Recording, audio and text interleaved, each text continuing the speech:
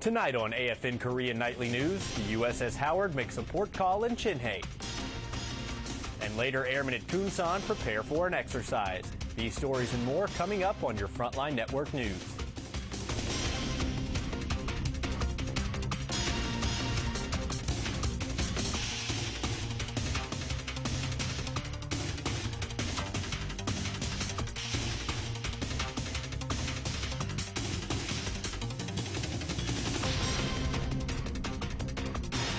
Welcome to this edition of AFN Korea Nightly News. Broadcasting from our headquarters in Seoul, I'm Specialist Ryan Harris.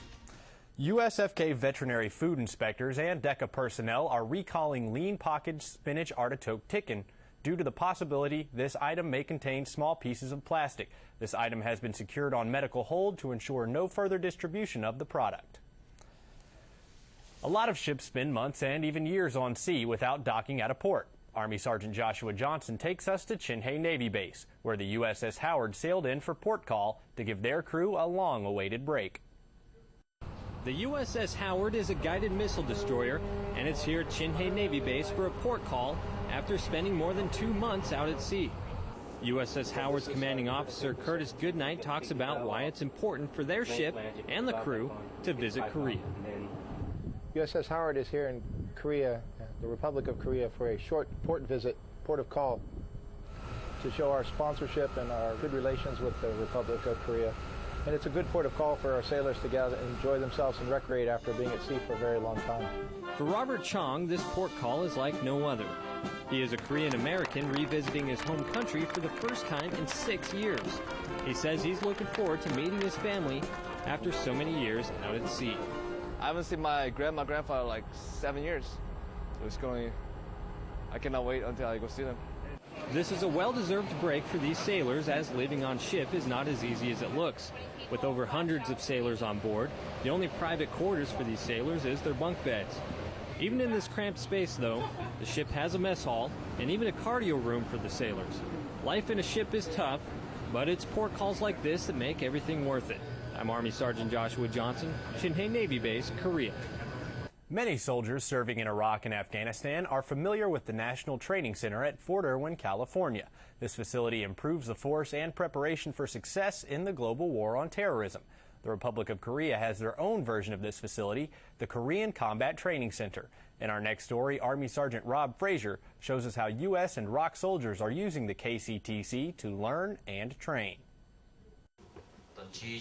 Inside this room sits many of the top senior enlisted personnel from the U.S. and Republic of Korea. This is the first time both sides are together to witness ROK soldiers train force on force with one another.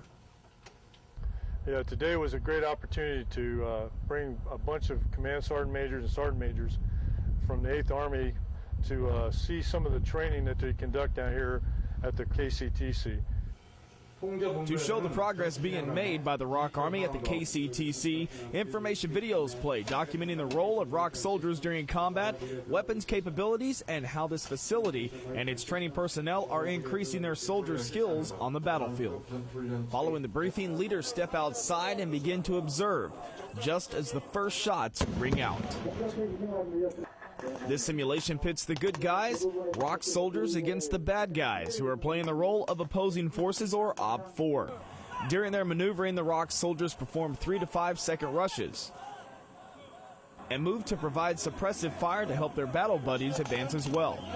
The ROK Sergeant Major of the Army, Yoon Jung-gi, is also observing the training scenario unfold and says he has high hopes for the success of this mission and more like it in the future.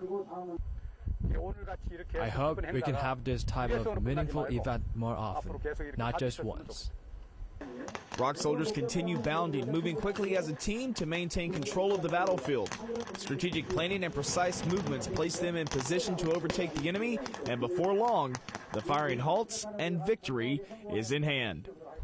Today has helped foster some great thoughts, some great ideas on how to go on a way ahead for making an opportunity or having an opportunity to train jointly in a combined manner with our ROK counterparts. I'm Army Sergeant Rob Frazier reporting from KCTC, Korea. Coming up, USAG KC women's softball team practices to be the best. Stay with us. This is your AFN Korea weather forecast for Saturday, July 19th. In Daegu, a high of 86 with a low of 72. Expect rain showers, and on Sunday, expect more rain showers. In Kunsan, rain showers, a high of 86, a low of 73. Sunday, expect rain showers. In Osan, expect rain showers with a high of 82 and a low of 73. Sunday, expect more rain showers. In Seoul, expect rain showers, a high of 86 with a low of 73, and Sunday expect more rain showers. And in Casey, a high of 86 with rain showers and a low of 73. Sunday expect more rain showers.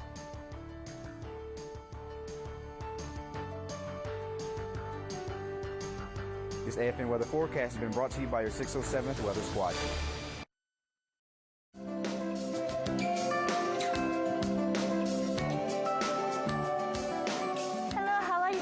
I'm Coco.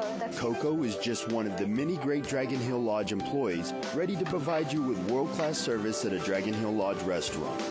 The Dragon Hill Lodge restaurant offers service members and their families great food, superior service, and a friendly atmosphere. Come to Dragon Hill Lodge.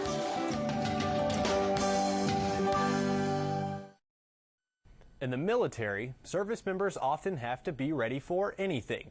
Airman Shannon Ofiara takes us to Osan, where firefighters make sure they're ready for anything with lots of practice. On even the laziest of summer days, you won't find Osan's fire department spending too much time in the shade. When there's no real-world emergencies, there's plenty of time to practice. Firefighter Crew Chief Staff Sergeant Scott Evil has spent the last 6 years practicing. Well, the fire department is manned 24/7. Holidays, when everybody is out having a good time, we're in the station, we're training, we're studying, doing upgrade training. With all that training to do, there's only so many buildings on Osan to pretend to save. But because emergencies are never predictable, neither are the exercises. Fighting fire, it could be in any room and it could be different scenarios. Today, we did something a little bit different from the last time we trained on the facility. Every building's different. It has to be done differently all the time. The fake smoke in this real dorm building is more than just a dramatic effect. These firefighters have to train like they fight. So when the real thing happens, Sergeant Evil and the rest of Osan's fire department are ready for all of it. I was lucky that the fire was made into the fight. Even when they can't see any of it. Where we go into a building, and if it's that full of smoke, we're down low, where the visibility is a lot better. Stay down low. Check the door. And we start with a right-hand search. We keep our hand and our bodies on the right-hand side of the wall, or we go to the left side of the wall, depending on which way we want to do it, like a search pattern. This time wasn't real, but the lesson was to be prepared for the unexpected every day. Senior Airman Shannon Ofiara, Osan Air Base, Korea.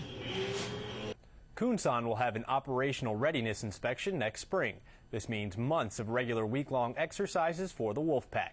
To help airmen get into exercise mode, the base held a Wolf War Day. Airman Camille Tarver tells us how this keeps the base mission ready.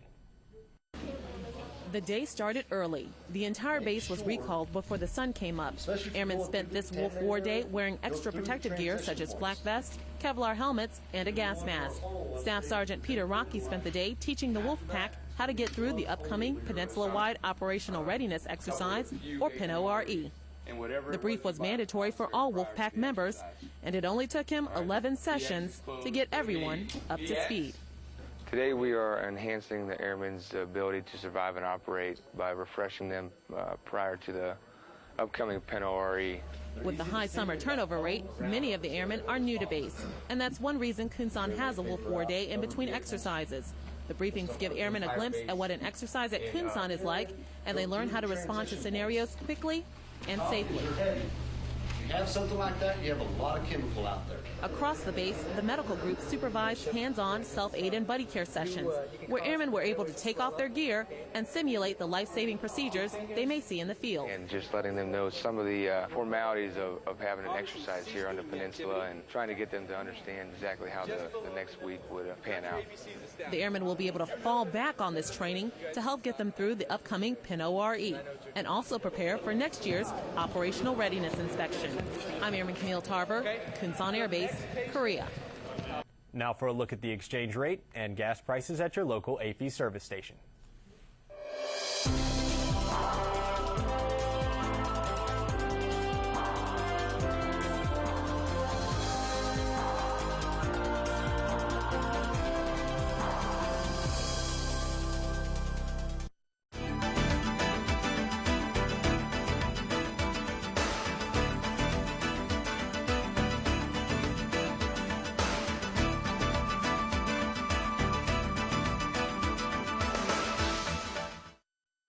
The weather is warm and Kunsan's base pool has opened for the summer.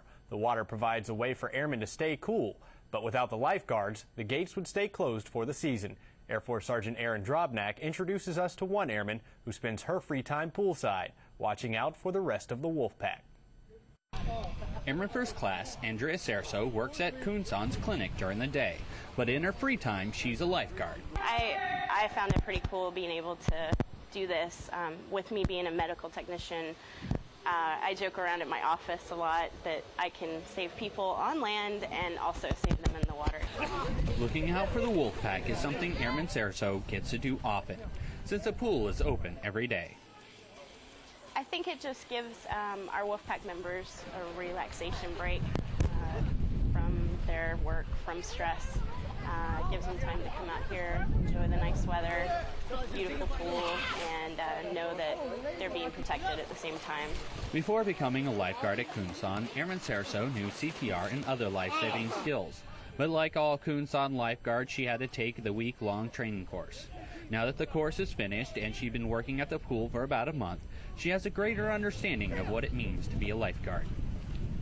We're constantly observing patrons, usually more on the preventative measure, so that it doesn't get to the point where we actually have a patient who's in danger.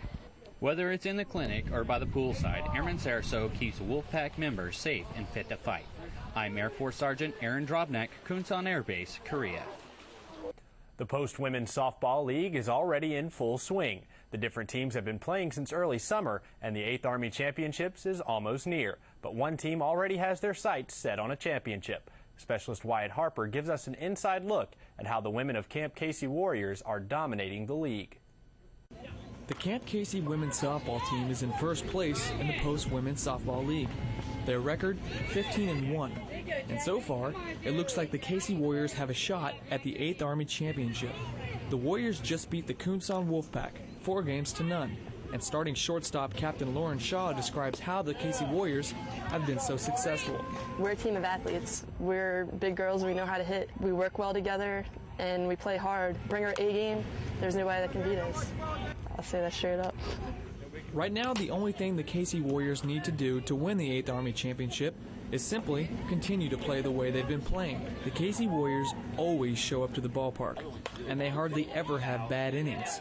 One reason is their different style of play. They aren't your average competitive softball team. It's not a strict, over-serious environment in the dugout or on the field. Casey females are another breed. We definitely don't play like the average team. We have to heckle each other to actually play our game. And when we're on our game, we're unbeatable, in my opinion. These Casey Warriors have so far represented the Area 1 soldiers well.